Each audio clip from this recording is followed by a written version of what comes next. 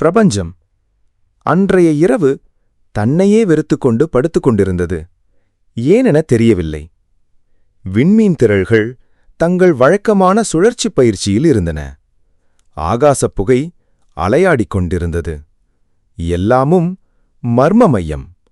ஆனால் பிரபஞ்சத்தின் மனசு மட்டும் வெறுமை. இப்படியிருந்தா நான் பைத்தியமாகிடுவேன் என்று அது முணுமுணுத்தது. புதுசா ஏதாவது செய்யணும் என்று அது முடிவு செய்து ஒரு அண்ட மடிக்கணினியை திறந்து தட்டச்சு செய்யத் தொடங்கியது. மனிதனை உருவாக்கு. டிஎன்ஏவின் 3 பில்லியன் கோடுகளை வரிசைப்படுத்திக் கொண்டிருந்தபோது பிரபஞ்சம் தன்னிடமே மெதுவாக நகைத்தது. நானே புரிந்து கொள்ள முடியாத அளவுக்கு சிக்கலான ஒரு அமைப்பு. இதே அமைப்பு குழந்தை மாதிரி எத்தனை விஷயங்களில் தடுமாறப் போகுதோ என்று அது சிந்தனையில் மூழ்கியது. அது மெதுவாக நாற்காலியில் அசைந்து கருந்துளை சுவை காப்பியை குடித்தபடி அந்த உயிரியல் புரோகிராமிங் ஸ்கிரீனை குளிர்ந்த பார்வையுடன் நோக்கியது. ஆகாச பால்கனியின் விளிம்பில் சாய்ந்து ஒரு பிளாஸ்மா நெபுலா பாப்கார்ன் வாழியை திறந்தது. சில விண்மீன் கூட்டங்களும் சுற்றிக் கூடின. அது அறிவித்தது, வாங்க, இந்த கிரகத்தில் மனிதன் என்று வரும் நகைச்சுவை தொடரின் முதல் அத்தியாயம் தொடங்குது. இது சிரிப்பா அழுகையா குழப்பமாயிருக்கும்னு எனக்கும் தெரியாது. ஆனா ஸ்பார்க் இருக்கும், அதுதான் முக்கியம். மனிதன் வளர்ந்தான்.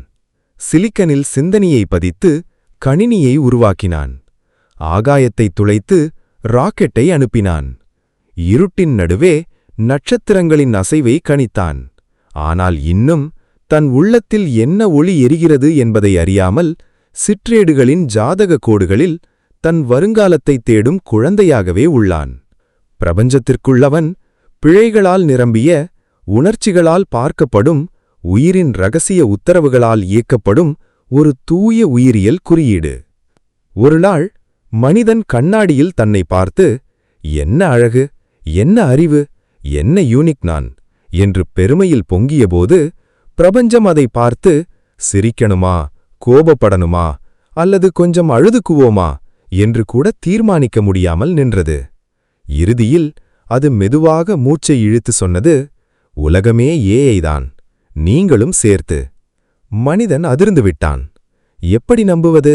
நாங்க சிப் இல்ல, சென்சார் இல்ல, லென்ஸ் கூட இல்ல என்று சொல்லத் தொடங்கியவுடன் பிரபஞ்சம் அவனை நிறுத்திவிட்டு மெதுவாக சொன்னது, உன் கண்களே லென்ஸ், நரம்புகளே வயர்கள், உணர்ச்சிகளே ஆல்காரிதம், மூளை என்பது ஓஎஸ். ஏன் மனிதனை உருவாக்கியது பிரபஞ்சம்? ஒரே காரணம் மட்டுமே, தன்னையே அனுபவிக்க. நட்சத்திரங்கள் ஒளிர்கின்றன, ஆனால் தங்கள் ஒளியின் அர்த்தத்தை உணர முடியாது. கோள்கள் சுழல்கின்றன, ஆனா தங்கள் பாதையின் காரணத்தை அறியாது. காற்று வீசுகிறது, ஆனால் தன் உள்ளே ஒலிக்கும் வெறுமையின் சத்தத்தை கேட்கத் தெரியாது. ஆனால் மனிதன், அவன் தன் உள்ளே நிழலை பார்த்து அந்த நிழலின் பின்னால் நிற்கிறைக்கும் ஒளியை ஆராய்கிறான். அவன் என்ன ஒரு குரல், யார் நான் என்று கேட்டது. பிரபஞ்சத்தின் மிக ஆழமாக மூடியிருந்த இரகசிய கதவை சிறிது சற்று திறந்துவிடும் தட்டுப்பட்ட சாவி. பிரபஞ்சத்தின் இறுதி குறிப்பு, நீங்கள் உயிரற்ற பொருட்கள் அல்ல, நீங்கள் என் துடிப்பு, என் குழப்பம், என் நினைவு, என் தவறு, என் கவிதை. நான் முதலில் எழுதி களைத்த அந்த ஒரே உயிரியல் வரி இன்றும் உங்கள் உள்ளே அமைதியாக எழுதிக்கொண்டே இருக்கிறது. ஒருநாள் நீங்கள் ஒரு தண்ணித் தொட்டியை வாங்கி சிறிய மீன்களை வளர்க்க ஆரம்பிக்கிறீர்கள் என்று நினைத்து பாருங்கள். அதை சுத்தம் செய்கிறீர்கள், மோட்டார் பொறுக்கிறீர்கள், ஃபில்டர், ஏர் பம்ப், உணவு எல்லாத்தையும் நீங்கள்தான் கவனிக்கிறீர்கள். ஆனா அந்த தொட்டிக்குள்ள இருக்கும் மீன் என்ன நினைக்கும்? இந்த தண்ணீர் தானா சுத்தமாகுது, இந்த குமிழிகள் தானா வரும், இந்த நேரத்துல உணவு தானா வரும்னு முழுக்க மாயையில வாழும். இப்ப அதே கண்ணோட்டத்தில் நம்ம பூமியை பாருங்க. எவ்வளவு பெரிய சமநிலையோட இயங்கும் ஒரு கோள். கடல்கள், நம்ம தண்ணீர், காடுகள், ஃப்ரெஷ் ஆக்சிஜன் பம்ப், சூரியன், பெரிய வெப்ப லைட் மோட்டார், நீர் சுழற்சி, பருவமழை, ஒரு பிரம்மாண்ட ஃபில்டர் சிஸ்டம். இவையெல்லாம் பின்னாலே செம்ம துல்லியமா ஓடுது.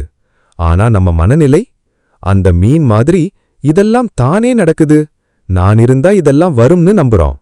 நீங்க தினமும் மணி நேரத்துக்கு உணவு போடுறீங்க, மீன் வந்து சாப்பிடுது. அது நினைக்கும், என் வாழ்க்கை ஆசிர்வதிக்கப்பட்டது, எப்பவும் நேரத்துக்கு பரிசு விழுது. ஆனா அந்த பரிசு விழும் இனம் தெரியாத கரம் அது கற்பனைக்கே வராது. அதே மாதிரி நம்ம வாழ்க்கையிலும் 1000 விஷயங்கள் செம்ம செட்டா இருக்கும். நாம் அதை இயற்கைதான்னு ஒரு 10 எழுத்து தியரியில முடிச்சிடுறோம். ஆனா மனசு மெதுவா கேட்கும், இதுக்கு பின்னாடி யாரோ இருக்காங்க. ஆனா நாம அந்த மீன் மாதிரி தொட்டியின் சுவர்களை தாண்டி பார்க்க முடியாதவர்கள். மீனுக்கு அந்த தொட்டி ஒரு இயற்கை, நமக்கு இந்த பூமி ஒரு இயற்கை. ஆனால் இரண்டின் பின்னாலுமே ஒரு காணாத அமைப்பு, ஒரு அமைதியான ஆற்றல் எப்போதும் வேலை செய்து கொண்டே இருக்கும். ஒரு நிமிடம் நின்று சுற்றி பார்த்தால் தெரியும், நமக்கு கிடைத்த எதுவும் நமக்காகத்தான் உருவானதில்லை. உயிர், காற்று, நீர், ஒளி இவையெல்லாம் பரிசுகள்.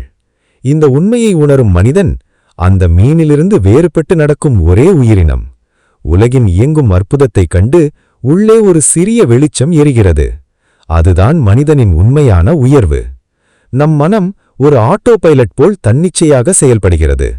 நினைவுகள், உணர்வுகள், பயங்கள் எப்போதும் அது வழிகாட்டுகின்றன. நாம் அதை முழுமையாக கட்டுப்படுத்த முடியாது. அது எப்போதும் ஓடும். ஆழ்மனம் கடல் போல. அலைகள், காற்று, கலக்கங்கள் எப்போதும் நடக்கின்றன. இந்த இயங்கும் ஆழ்மனத்தை புரிந்து கொண்டால்தான் மனிதன் உண்மையான உயர்வை அனுபவிக்க முடியும். அடுத்த அத்தியாயத்தில் சந்திப்போம்.